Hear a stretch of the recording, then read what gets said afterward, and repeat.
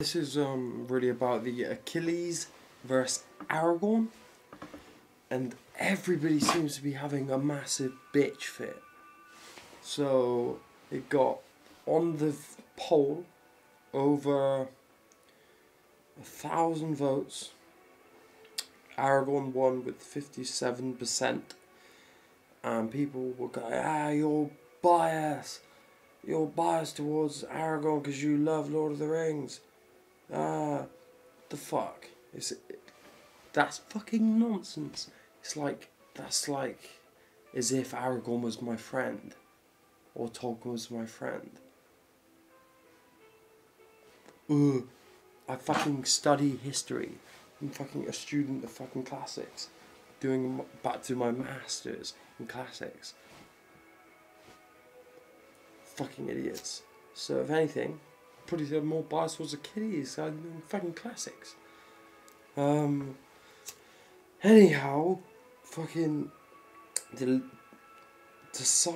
decision of who I actually think will win is a hard one.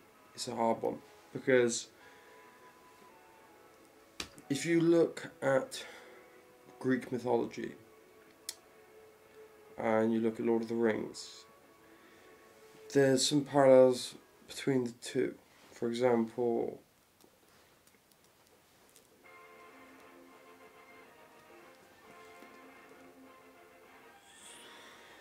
armor, hoplites, Athenian, Spartans, obviously there's influences, but also it's bullshit, you know? Not saying Tolkien was a bullshitter, because well, all writers are fucking bullshitters, but yeah, it was not true, and I don't believe. Well, Troy may have happened, but I don't believe that there was obviously an immortal. There was an invincible Achilles. Homer, most people don't even know he was blind. Most of the Iliad and Odyssey was written down when he sang. It could have been pieced together by many different people. There could have been many Homers. Anyway, since Homer pretty much was the foundation of Greek mythology, the rest is just fan fiction. So yeah, okay, people keep saying Achilles is a demigod, right? Kind of right, kind of right, kind of wrong. In the Iliad, his mother is a sea nymph, and her name is this. I do know, but it's funny when I play with this really strange fucking documentary. Achilles' heel has Achilles. In Greek mythology, Achilles was a Greek hero of the Trojan War and the central character and greatest warrior of Homer's Iliad. His mother was the immortal nymph Thetis, and his father. Did you hear that? It sounds like fetus. Right. The mortal Peleus was the king of the Myrmidons. Achilles' most Mermaids, notable Thetis and his father, the mortal Peleus. Greatest warrior of Homer's Iliad. Greatest warrior of Homer's Iliad. His mother was the immortal nymph Thetis, and his father, the mortal Peleus, was the king of the Myrmidons. Achilles' most notable feat. So, right. What I do know is that his dad was mortal. His mum was a sea nymph. That's all that it really says in the Iliad. There is some sources of the Iliad that does say that Achilles' mum was, of course, a sea nymph, but the daughter of a god. So that would make Achilles part god. Yeah, but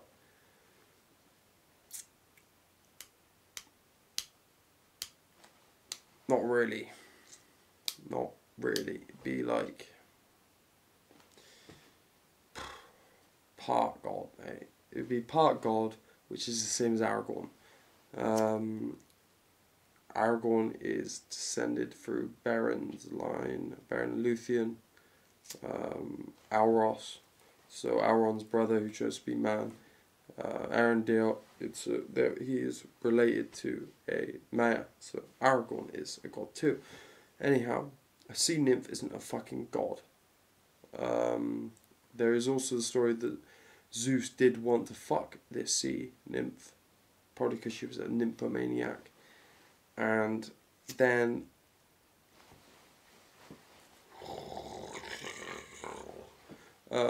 Prometheus said, the oracle of prophecies, the god of prophecies, Prometheus, said to Zeus that anyone who fucks that woman and has a child by her, the child will be greater than his dad. So Zeus was like, nah, not doing that, not doing that, not doing that. Also, Achilles defied the gods a few times. He didn't even have the gods on his side. So even if he was a god, he didn't have the gods on his side. And in this battle, there's no fucking Zeus in the sky, and there's no Uru Iluvatar. It's Aragorn versus Achilles. Aragorn's got some god in him, Achilles got some god in him. Achilles apparently can't be hurt, although it doesn't say that in the Iliad. Since he gets hurt in the Iliad, he gets a spear cut. I think Homer just meant that it's just, you know, exaggeration, or just a metaphor. I think he's just he's invincible. He can't be beaten. And then when he got an arrow to his heel, that made him. Everyone else think the rest of his body was invincible. It's just, it's not. It's not. Never once mentioned in the Iliad that his skin is impenetrable. Anyhow, even if we do go on that storyline, which was made by essentially Greek fan fiction nerds, so it's like me saying that Aragorn's got two cocks in a book that I write after, or saying that Aragorn has 7 heads. That's fan fiction. Comes after. We're going on canon. But anyhow, if you want to say that he's invincible, Aragorn does in canon have Flame of the West, which can slice through anything, and there's a prophecy that you can't defeat the person who wields the sword. So, stalemate. So we're just going to put it down straight and easy. If Aragorn's using his sword, I'm going to let some of the fanboys have a bit of fun. You know, let's pretend Achilles' skin is impenetrable, you can't get into it. Flame of the West can, so, you know, Narsil Reforged, that can kill Achilles. So if Aragorn uses that, he can slice through him. Or if he uses another weapon at his heel. Aragorn's also telepathic. If you read Lord, you know that elves are.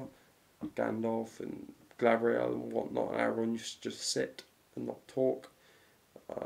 So we don't know if maybe Aragorn could sense that. But anyhow, it's based on battle prowess and skill.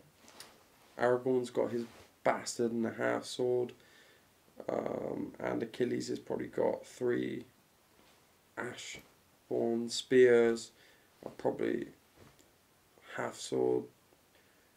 Achilles got the agility. Achilles has the precision with the spear, but in their respective worlds, Aragorn's a fucking master. He's a descendant from Númenóreans. He's good with the bow as Legolas, good with an axe as Gimli, 6'6". Achilles, based, if you think Troy was real, would have been about 5'5". So Aragorn's got the height advantage. He's got power, skill, experience. Achilles has got the agility, precision, and obviously the body that can't be sliced unless Aragorn has his sword. So Aragorn does have his sword. So I'm gonna let this roll on for a little bit longer, just to let you know that I am a fucking history student. I'm not biased. The poll was also spread on loads of Greek mythology and history groups, so fuck you. and I will be doing a complete Achilles analysis tomorrow, and then the day after a complete Aragorn analysis, and then the showdown. At the moment, I really don't know who will win.